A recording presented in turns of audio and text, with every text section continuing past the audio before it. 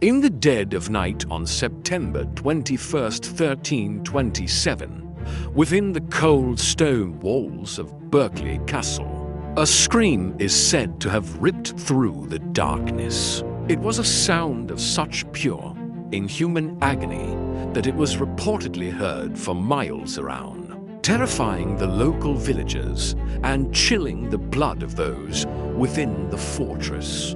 This was the alleged end of a king, the story that was whispered in secret, the legend that has haunted history for centuries, is one of a perfect, untraceable crime, a murder designed to look like a natural death, but to be an act of unimaginable torture. The story goes that the deposed King Edward II was pinned down by his captors, and that a red-hot iron poker was thrust deep into his bowels through a hollowed-out animal horn. It was a method that would kill a man from the inside, leaving no marks, no evidence of violence on the body, only the memory of that terrible scream. But this brutal, shadowy death was not the beginning of the story. It was the end of a long and tragic road, a journey of obsession, humiliation, and revenge. To understand the scream, you must first understand the man who screamed. King Edward II was a man disastrously unsuited for the medieval crown. In an age that demanded a warrior king, Edward preferred swimming, thatching roofs, and digging ditches alongside common laborers. He was handsome and powerfully built, but he had no taste for tournaments or war. His passion was reserved for his intense, all-consuming relationships with a series of male favorites. Then there was his queen, Isabella of France. Called the she-wolf, she did not begin her life in England as a predator. She was a beautiful, intelligent, and dignified princess who arrived as a loyal bride. But she was forced to endure years of public humiliation as her husband lavished affection, titles, and the kingdom's wealth on his favorites, while she was often left neglected and impoverished. Her love curdled into a cold, calculated hatred. And finally, there was Roger Mortimer, a powerful and ambitious English baron, exiled by the king and his new favorites. He was everything Edward was not: a brilliant military strategist, a ruthless politician, and a man who saw a path to power through the Queen's desire for revenge. He would become her ally, her lover, and the architect of the king's downfall. How did a king of England, anointed by God, fall so far that he would end up a prisoner in a dark castle? How did a loyal queen become a vengeful conqueror? The answer is a story of forbidden love, political betrayal, and a brutal act of vengeance that would echo through the ages. The seeds of Edward's destruction were sown the moment he took the throne. His first official act as king was not to secure the loyalty of his powerful barons, but to recall his exiled companion, Piers Gaveston. The bond between Edward and Gaveston was intense, obsessive, and politically catastrophic. Edward showered him with the highest titles, lands, and even royal authority, infuriating a nobility that saw Gaveston as a low-born social climber with an undue influence on their king. Gaveston, in turn, was arrogant and dismissive. He was known for his sharp wit, and he used it to give the most powerful earls of England insulting nicknames, openly mocking them at court. He was an expert jouster who consistently unhorsed them in tournaments, further stoking their hatred. Twice, the enraged barons forced Edward to exile Gaveston. Twice, the lovesick king recalled him, choosing his favorite over the stability of his own kingdom. Finally, in 1312, a group of nobles led by the Earl of Warwick captured Gaveston. Ignoring the law, they held a sham trial and executed him. For Edward, this was not a political lesson.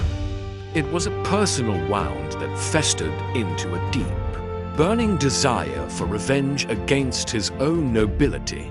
For years, a bitter civil war simmered between the king and his barons. But after a decisive victory, Edward finally crushed his domestic enemies. He was free to rule as he pleased, and once again, he turned to new favorites, Hugh Despenser the elder and his ambitious son, Hugh Despenser the younger. If the nobles had hated Gaveston, they would come to despise the Despensers.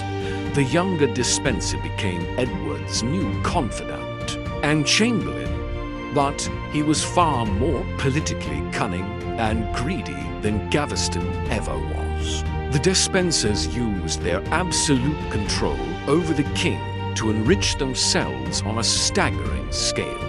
They became the puppet masters of the kingdom, manipulating the law, extorting land from other nobles, and treating the royal treasury as their personal bank account. They were not just the king's friends, they were a corrupt regime, bleeding the country dry while Edward looked the other way. While the Despensers amassed power, they made a critical and fatal mistake. They turned on the Queen. Isabella had tolerated Gaveston, but she saw the Despensers as a direct threat. They, in turn, saw her as a rival for the king's affection and a political obstacle. They began a systematic campaign to isolate and humiliate her.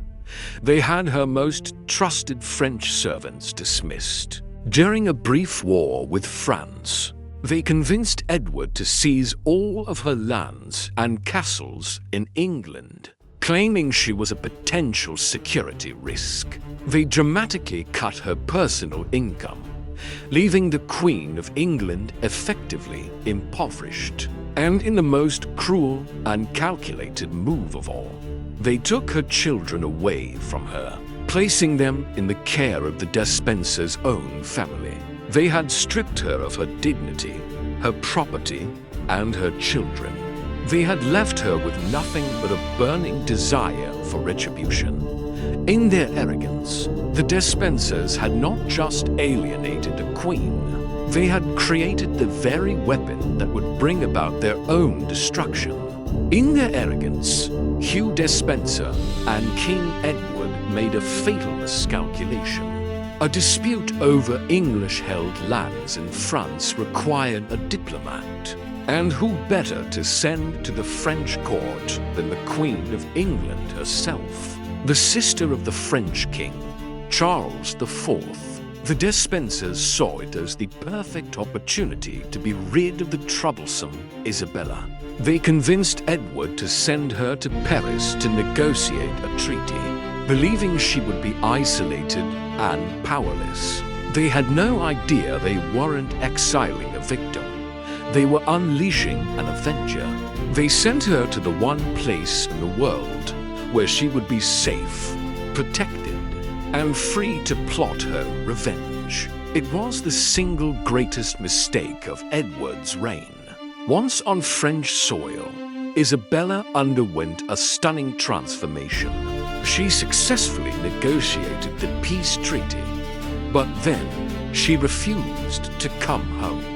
She publicly announced that she would not return to England until the servants coiled around her husband's throne, the Despensers, were removed from power. She became a political symbol, a virtuous queen wronged by a corrupt regime. Disaffected and exiled English nobles flocked to her side in Paris, creating a rebel court. The most important of these was Roger Mortimer, a brilliant and ruthless baron.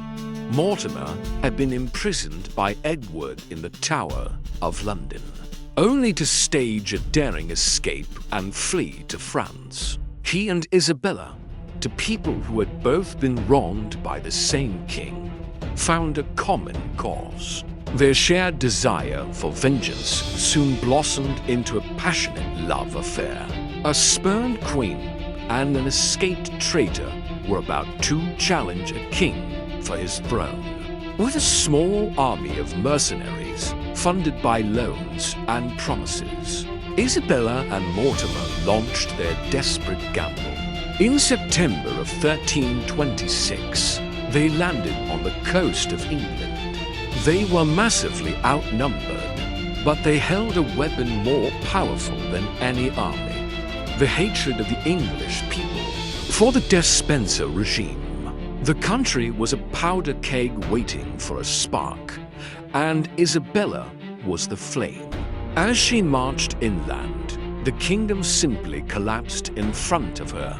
Key barons and their armies, who had suffered under the Despensers, refused the king's call to arms and instead joined the queen. The city of London, once loyal to Edward, descended into anarchy and mob rule, hunting down and killing the king's remaining supporters. Edward and the Despensers were forced to flee, but there was nowhere to run. Hugh Despenser the Elder was captured and swiftly executed. His son, Hugh the Younger, was captured alongside the king himself. He was subjected to a full, theatrical traitor's death-hanged, drawn, and quartered before a cheering crowd. King Edward, now a humiliated captive, was forced to sign papers abdicating his throne in favor of his 14-year-old son, Edward III. It was a brilliant political move, a coup disguised as a smooth transition of power. But with a boy on the throne, the real rulers of England were now the she-wolf and her lover. Their victory was absolute, but one problem remained: the inconvenient, still living, former king. Isabella and Mortimer's victory was complete, but their power was built on a foundation of treason. With the young Edward III as a puppet king, they ruled England as their own personal kingdom. But a shadow loomed over their new regime. The ghost of the old one, the deposed King Edward II, was still alive. And in the medieval world, a king, even one without a crown, was still an anointed figure. His very existence was a symbol, a rallying point for anyone dissatisfied with the new rulers. And many were. Mortimer's greed and arrogance quickly made him as unpopular as the Despensers before him. Within months, plots began to form to free the captive king and restore him to the throne. For Isabella and Mortimer, this was an intolerable threat. Their reign would never be secure, their power never absolute, as long as Edward drew breath to prevent any further rescue attempts. Edward was moved to the remote and formidable Berkeley Castle, under the watchful eye of Mortimer's son-in-law, there, hidden from the world. A campaign of psychological torture allegedly began. Chronicles reported that he was held in a damp, foul-smelling dungeon, given poor food, and subjected to constant harassment. The goal was likely to break his health, to induce a despair so profound that his death would appear to be from natural causes. One famous story illustrates the depths of his degradation as his captors tried to shave his head and beard. With cold, dirty water from a nearby ditch to disguise him, Edward, the former king, reportedly broke down and wept, saying that in spite of them, he would have warm water for his shave, provided by his own tears. He was being systematically stripped of his identity, his dignity, and his will to live. But here, the official story takes a strange and mysterious turn. Centuries later, a letter was discovered in an Italian archive, written by a Genoese priest named Manuel Fieschi. The Fieschi Letter claims that the story of Edward's death was a lie. It alleges that a porter at Berkeley Castle was murdered and passed off as the king, while the real Edward escaped his prison, traveled through Europe as a hermit, and eventually died peacefully. Years later in Italy, is it possible the entire story of his murder was a fiction? A cover-up for a royal escape? It's a tantalizing theory, but the traditional account of what happened next is far darker and far more widely believed. As the plots to free Edward grew more daring, the patience of his captors ran out. Legend holds that Mortimer, wanting the king dead but needing deniability, sent a cunning, coded message to the keepers at Berkeley Castle. The order was written in Latin, a single sentence without punctuation. Edwardum occidere noli timere bonum estate. The genius of the message was in its ambiguity. With a comma placed after the second word, it read, "Do not kill Edward. It is good to fear doing so," but with the comma moved, the meaning became a death sentence. Do not fear to kill Edward. It is a good thing. It was the perfect murder weapon, an order that could be understood, acted upon, and then denied. The keepers at Berkeley now had their instructions. The fate of the king was sealed.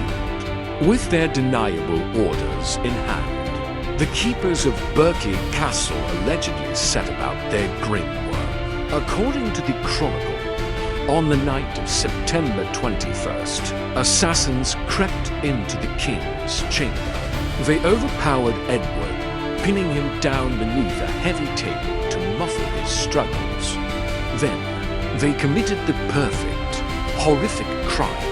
A hollowed-out animal horn was forced into his rectum, and a red-hot iron poker was shoved through it, burning his internal organs from the inside out. It was a method of murder as cunning as it was cruel. It was designed to leave no outward marks of violence on the body, allowing his death to be announced as a natural tragedy. And it was a symbolic, final act of degradation, a barbaric punishment aimed at the perceived source of the king's unnatural affections that his enemies blamed for the ruin of his kingdom.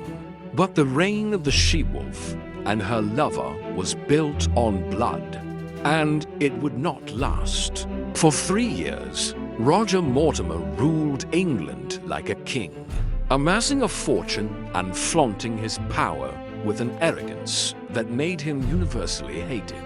But he made the fatal error of underestimating the boy he had placed on the throne. In 1330, the young King Edward III, now 17, decided to claim his birthright. In a daring nighttime raid, he and a band of loyal knights snuck into Nottingham Castle through a secret tunnel, surprising Mortimer in his chambers with the Queen. Despite Isabella's pleas, a fair son, have pity on the gentle Mortimer, her lover was arrested. He was charged with a long list of crimes, including assuming royal power and orchestrating the murder of the king's father. Mortimer was hanged as a traitor, his body left to rot on the gallows. Isabella was forced into a comfortable but powerless retirement, her reign of vengeance over. And so we are left with the final, chilling mystery. Was Mortimer executed for a crime he truly committed?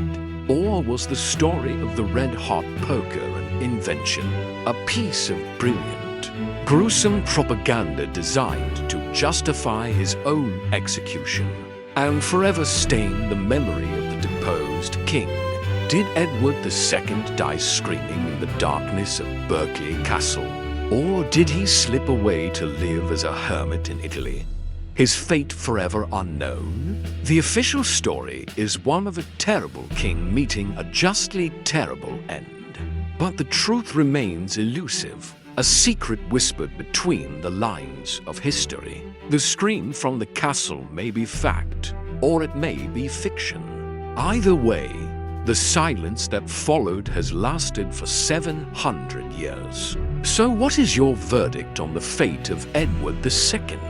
Was he the victim of a horrific murder in Berkeley Castle? Or did he pull off one of history's greatest escapes? Let us know which story you believe in the comments below. And to unravel more of history's greatest mysteries with us, subscribe to the Black Chronicle.